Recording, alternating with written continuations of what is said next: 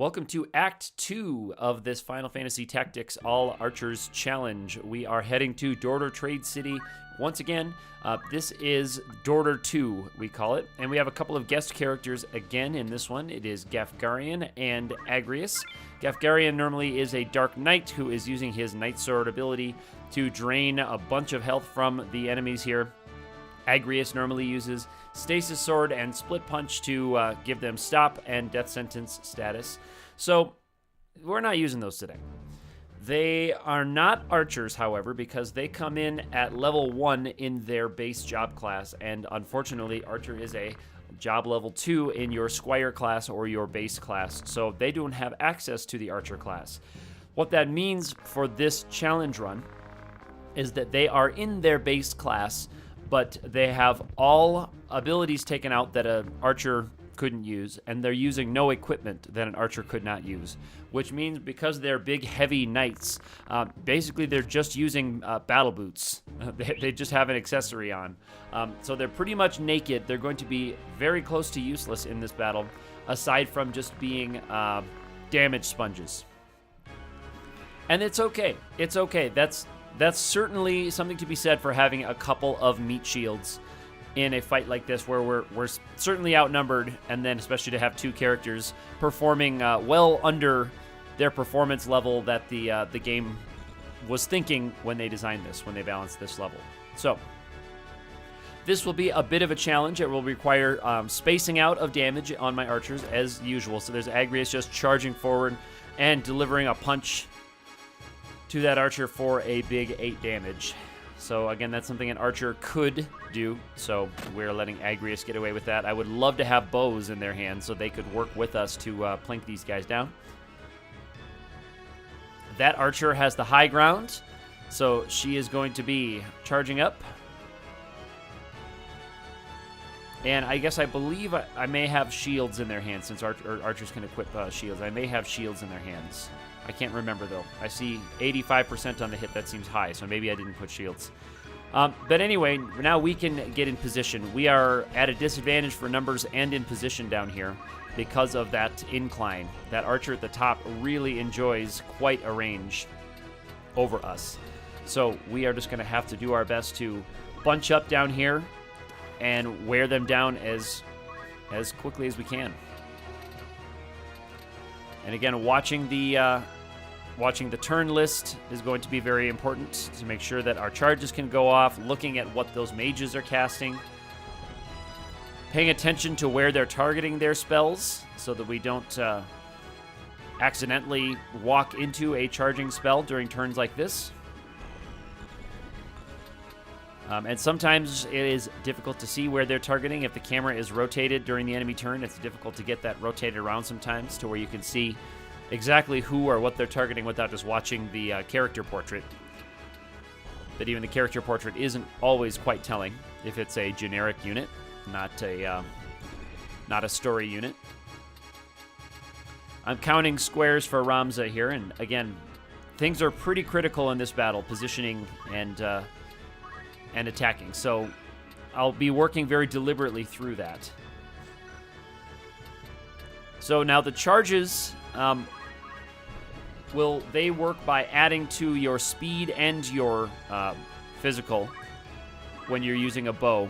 But then, of course, that gets averaged out and divided. So it's not doubling the effectivity of it. So if you have 6 speed and 6 attack, charge plus 1 gives you 7 speed, 7 attack. They get added together for 14, divided by 2, which is 7 again.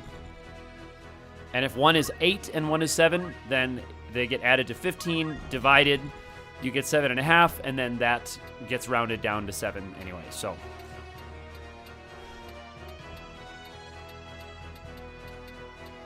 and here again, I'm counting squares for our archer friend,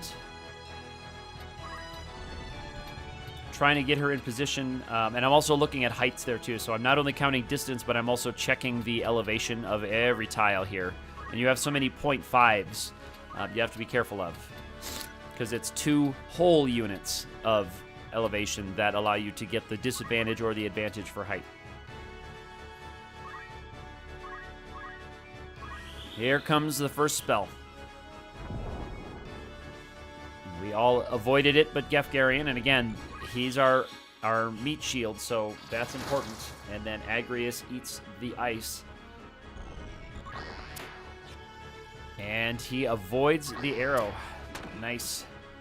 Right there. Concentrate, of course, allows us to hit right through shields and all that stuff. Arrow guard we cannot hit through with concentrate, but weapon guard and shields and other just natural evasion we can hit through, which is very, very critical for this. And wasting of the action for a potion. Never underestimate that. Of course, we'd love to be able to have that archer dead, but using the thief's action to walk up to her position, which, again, in this party, we want to draw the enemies to us. So he can use a potion on her. That's important. So he wasted an action and put himself in good position. Now, there's Gefgarian and Agrius up there punching that wizard, which is pretty comical. And thankfully, because they charged right up there in the middle of the battle, they're eating a lot of the enemy's actions. And here comes a whack from the wizard. You don't often see that in battles like this, especially when I have characters like this that are so ripe for the casting. Okay, so no charging here, but we will be able to focus on that wizard, who was so bold as to come right on up here and try to whack me with the spell. And so we're using the attack and then wait strategy for the archers that are already on top. Of course, that gets them a turn more quickly, and as long as the enemies keep coming into range, we can do that. We don't have to waste any actions moving.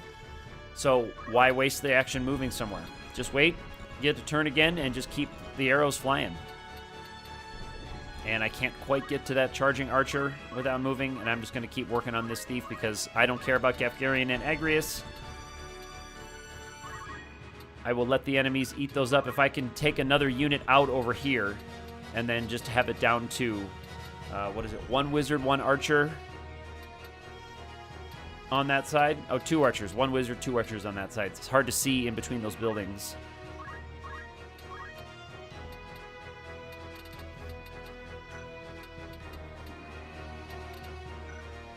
You see, I'm checking my charges, but I can target her there.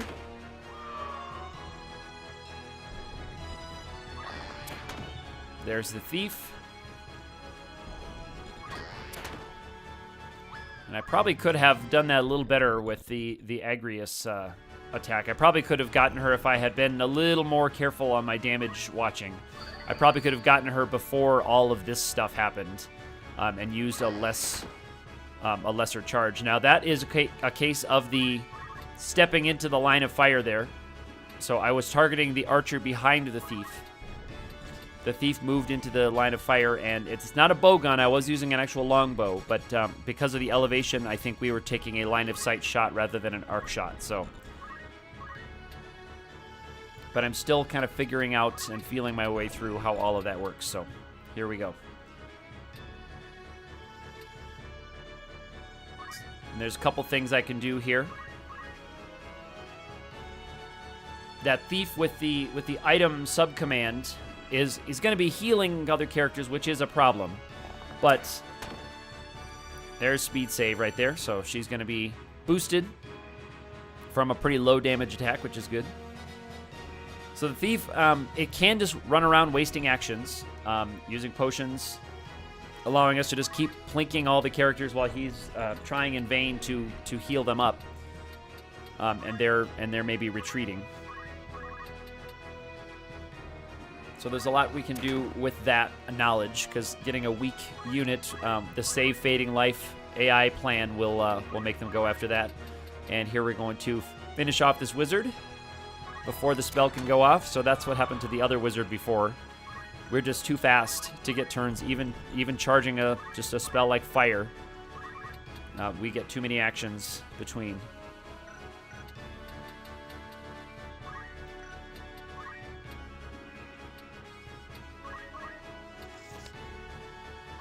So I'm trying to position her in an optimal place for attacking. Checking my charges and going for that thief.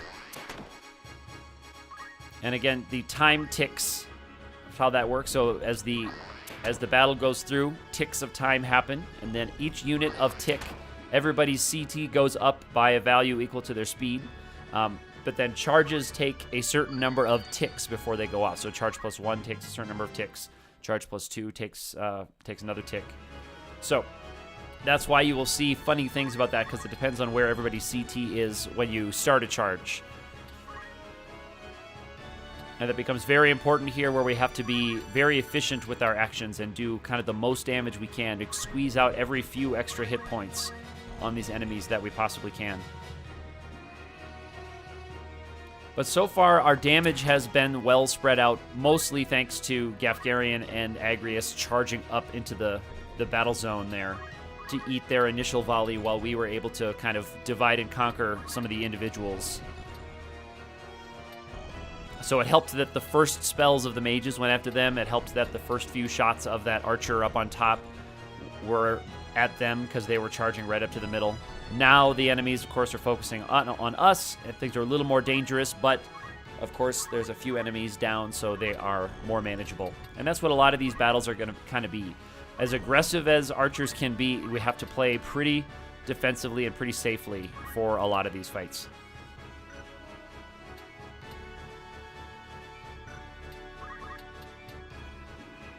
And here again, I'm trying to milk out as much damage as I can on these charge attacks. So there's another archer down.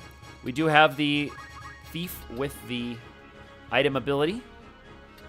So he's going to be pretty weak, which means his next turn will likely be used in retreating and throwing a potion at himself, which is okay. It will allow us to focus on the archer if that's the plan we go for. We can also just take him out and then go for the archer. So again, there's lots to think about. And it's not always guaranteed, at least from my observation when I'm doing this, it's not using consistent setups that they will do what you want them to do. Grabbing this crystal, mostly defensively grabbing this crystal. I don't necessarily need a huge hit point boost right here at this point in the battle, but I do not want her going after it to fill her hit points up after she's taken a couple of hits. I want to finish this battle up.